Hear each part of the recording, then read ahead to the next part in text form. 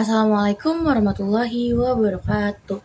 Halo semua, perkenalkan nama aku Indri Rahma Kartika dari kelas 11 MIPA 2. Di sini aku akan menjelaskan sedikit tentang sistem koloid. Ikuti terus ya.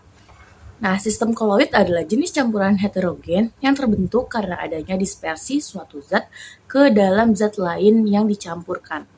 Makanya, dalam sistem koloid terdapat fase terdispersi dan medium pendispersi. Apa sih bedanya? Bedanya itu fase terdispersi adalah zat yang mengalami penyebaran secara merata dalam suatu zat lain, sedangkan fase medium pendispersi adalah zat yang menyebabkan terjadinya penyebaran secara merata. Nah, itu perbedaannya. Kalau begitu, lanjut saja ke ciri-ciri koloid. Selanjutnya, aku mempunyai 4 ciri-ciri dari koloid. Ciri-ciri yang pertama, terlihat homogen bila dilihat mata, tetapi bentuk heterogen bila diamati menggunakan mikroskop ultra. Yang kedua, terdapat fase terdispersi dan medium pendispersi.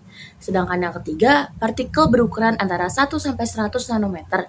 Dan yang terakhir, keempat, bersifat stabil tidak dapat disaring, kecuali menggunakan alat penyaring ultra. Selanjutnya, aku akan menjelaskan tentang jenis-jenis koloid.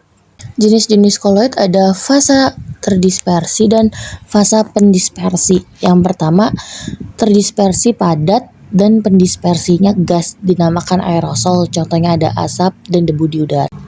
Yang kedua, terdispersi padat, pendispersinya cair, namanya sol, contohnya sol emas, sol belerang, dan tinta. Yang ketiga, fase terdispersinya padat, pendispersinya padat, dinamakan sol padat, contohnya gelas berwarna dan intan hitam. Yang keempat, terdispersi cair, pendispersi gas, dinamakan aerosol, contohnya kabut. Yang kelima, terdispersi cair, pendispersi cair, dinamakan emulsi, contohnya susu, santan, dan minyak ikan. Yang keenam, terdispersi cair, pendispersi padat, dinamakan emulsi padat, contohnya jeli, mutiara, dan opal.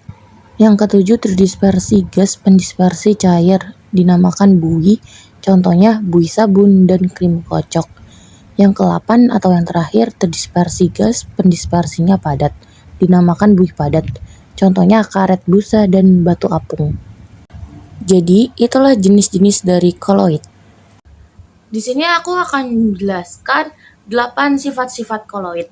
Sifat koloid yang pertama ada efek Tyndall. Dalam efek Tyndall, cahaya tersebar melewati medium koloid karena partikel-partikel kecil dalam koloid membelokkan dan menyebarkan cahaya. Contoh dari efek Tyndall ini adalah cahaya matahari yang menyebabkan debu terlihat di udara, atau bisa juga sinar laser yang terlihat dalam kabut. Contoh yang kedua itu gerak Brown. Dalam gerak Brown, terdapat gerakan acak yang terlihat pada partikel-partikel koloid yang sangat kecil saat terkena tumbukan oleh molekul-molekul pelarut yang lebih besar. Pergerakan acak molekul dalam cairan koloid tampak secara mikroskopis. Selanjutnya yang ketiga, absorpsi. Absorpsi adalah kemampuan partikel koloid untuk menyerap atau menahan zat-zat tertentu di permukaannya. Dampak absorpsi tampak pada perubahan sifat kimia atau fisik partikel koloid tersebut. Dan contoh keempat ada koagulasi.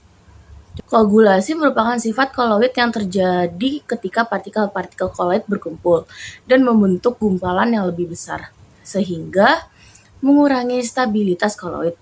Koagulasi bisa terjadi karena pengendapan tumbukan partikel ataupun interaksi elektrostatis. Yang kelima ada dialisis. Dalam dialisis, proses pemisahan partikel koloid menggunakan membran semi-permeable. Membran tersebut memungkinkan partikel koloid yang lebih kecil lewat, sementara partikel yang lebih besar terjebak.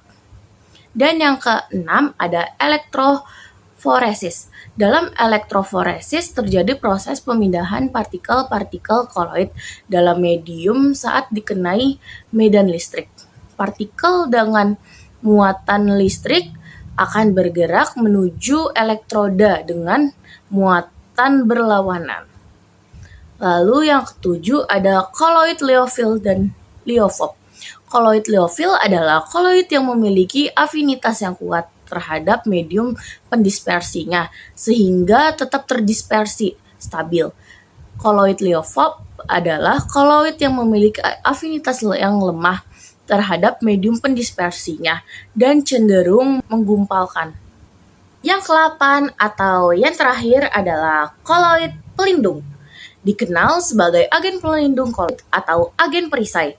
Koloid pelindung adalah senyawa yang ditambahkan ke dalam sistem koloid untuk mencegah koagulasi atau pengendapan partikel. Senyawa-senyawa tersebut membentuk lapisan pelindung di sekitar partikel dan membuat jarak antar partikel. Selanjutnya, aku akan membahas atau menjelaskan manfaat koloid dalam kehidupan sehari-hari. Yang pertama, ada dalam industri farmasi, koloid digunakan dalam proses pembuatan obat-obatan. Yang kedua, dalam industri sabun, koloid sangat bermanfaat untuk menghasilkan sabun atau deterjen. Sedangkan yang ketiga, dalam industri makanan, koloid bermanfaat untuk membuat kecap, susu, mayones, mentega, dan juga saus. Yang keempat, dalam dunia kesehatan, koloid bisa digunakan untuk mengidentifikasi DNA atau proses cuci darah.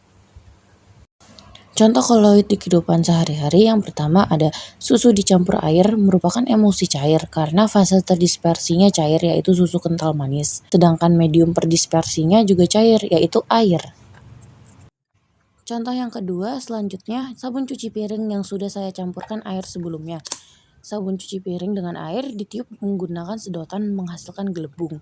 Gelembung tersebut merupakan buih karena fase terdispersinya gas, yaitu udara, dan medium pendispersinya cair, yaitu sabun.